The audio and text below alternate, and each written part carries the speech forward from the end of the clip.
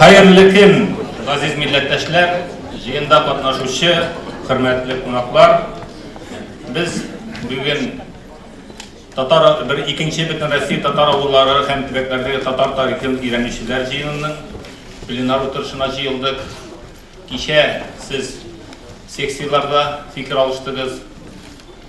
Bizning Başkırstanda yaşap, icad etişi, yaşlarının icadı bilen tanıştınız. Bular elbette varsa da sizin için işlengen aybirler maksus.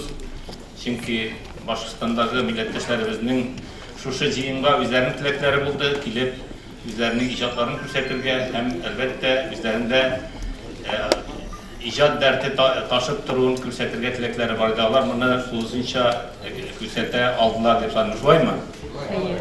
Rahmet. Şimdi kilip bu jıyınның мәгънәсен biz yıldan yıl kengәя баруын күрәбез һәм сезнең белән бергә куанабыз, шатланабыз. Чөнки инде чирек гасыр буена милләтебезнең рухын саклау һәм аны ныгыту буенча бергә эшләгән эшләребезнең инде нәтиҗәсе күренә. Без сезнең белән бай рухлы халкыбызның киләчәген булдыру өчен аның үткәнен барлыйбыз. Татар авылларының тарихын барлыйбыз. Төбәкләрдәге татарларның тарихын барлыйбыз. Бирдә безнең бик күп интеллигенция вәкилләре сезнең белән бергә, язучылар, галимнәр, журналистлар, сез аларның күбесен таныйсыз, алар бик күп китаплар авторлары, алар сезнең белән бергә иҗат итүче кешеләр. Инде Бөтен Татар конгрессы бу проектка алынуының төп сәбәбе шушы хәрәкәтне тагында киңәйтү. Без чыннан да моны хәрәкәт дип атыйбыз, чөнки монда айрым ниндидер төбәкләрдәге һәр төбәктән вәкилләр генә түгел, бу елдан ел киңәя барырга тиешләйдер. Бер кемгә дә тыелмаган, һәр кемгә юл ачык. Алда халкыңның тарихын, төбәгеңнең тарихын, бигрәк тә авылларының тарихын өйрәнү.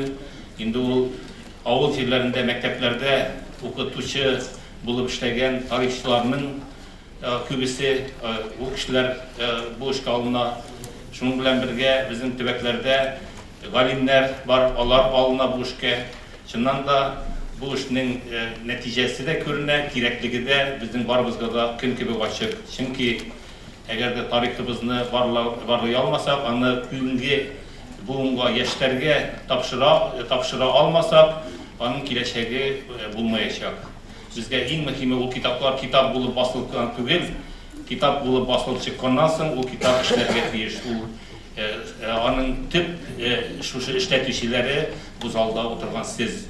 Әгәр дә шушы китаплар тирәсендә китап укучылар конференциялары, төрле очрашулар уздырылмаса, үзеннән-үзе китапханәнең киштәсендә яткан китап әле ул эшли дигән сүз түгел. Бу китапларның безгә эшләүе бик мөһим. Менә меңгә якын китап бүгенге көндә дөнья күргән.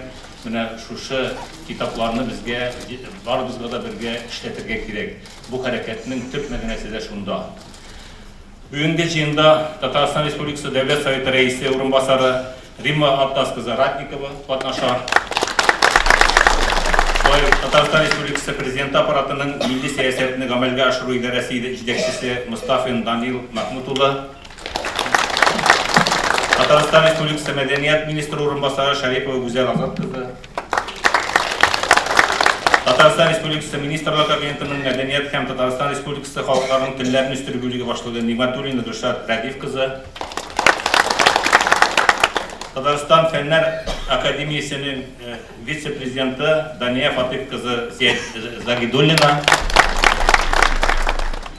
Татарстан Республикасының архив эше буенча Дәүләт комитеты рәисе Аюпова Ирада Хафиҗановна. Шулай Татарстан Республикасы Президент аппаратының хезмәткәрләре, хөкүмәт әгъзалары, Дәүләт Советы депутатлары, җәмәгать эшлеклеләре, дин әһелләре, татар зыялылары, Русия Федерациясының 35 төбәгеннән 374 делегат катнаша. Жиынга килүчеләр арасыннан иң ерак төбәкләр Иркутск каласы, Красноярск, Новосибирск, Омск, Астрахань өлкәләре, Ең зор делегация көрші Башқұртстаннан. 30 кіші делегация Башқұртстан Республикасынан келген.